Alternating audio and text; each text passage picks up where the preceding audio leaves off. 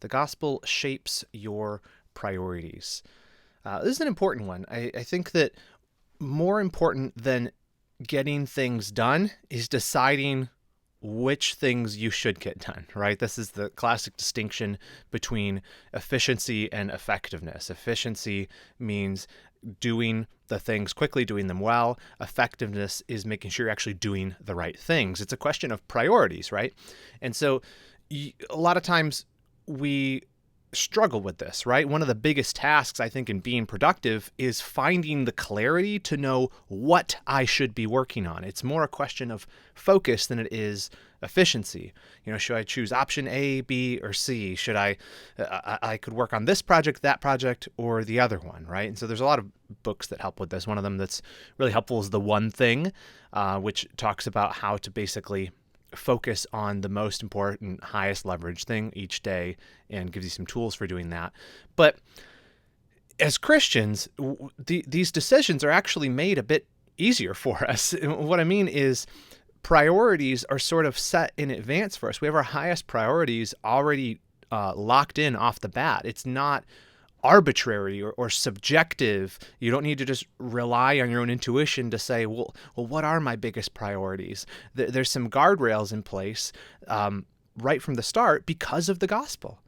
Because the gospel makes our number one priority crystal clear from the start. It says that we need to, our chief end is to glorify God. Or as Jesus said in Matthew 6:33, he said, but seek first the kingdom of God and his righteousness, and all these things will be added to you. And so he's talking about not worrying about food or clothing, but instead make your number one priority seeking first the kingdom of God and his righteousness. Seek first, right? It's a priority thing. What's the number one thing on your list? What's the singular priority that brings everything else into focus? It's this: seek first his kingdom and his righteousness. If you do that, that's your number one task.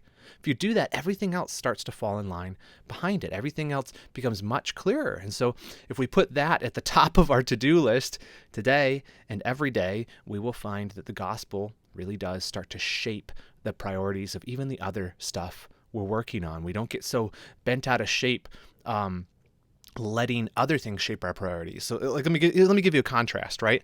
What if money was the chief priority in your life?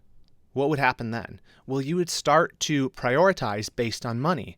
Your questions you'd be asking yourself would be not, does taking this job glorify God? You would be asking, which job is the most lucrative, right? You wouldn't be asking, would spending some money to fix up my house make it more inviting, more hospitable for people? Is that a way I could serve people and be a source of hospitality to them? You'd ask that if Christ's kingdom and his righteousness was your number one priority. But if money is your number one priority, you're going to say, I just need to save money. I'm going to skimp there. Why?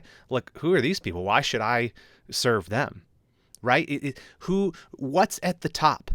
Right? This is the question of who you worship, honestly. I mean, Jesus said you can't serve God and money because you can't serve two masters. Either you love one or you hate the other. It's just not possible to serve two masters. And so what happens is when the gospel is your number one priority, or when you have the gospel and you understand that you've been forgiven by God and that you have a purpose in this world to glorify him, suddenly you have so much clarity around everything else. You're making decisions in light of the gospel. That's all I'm saying here. So that's number two. The gospel shapes your priorities.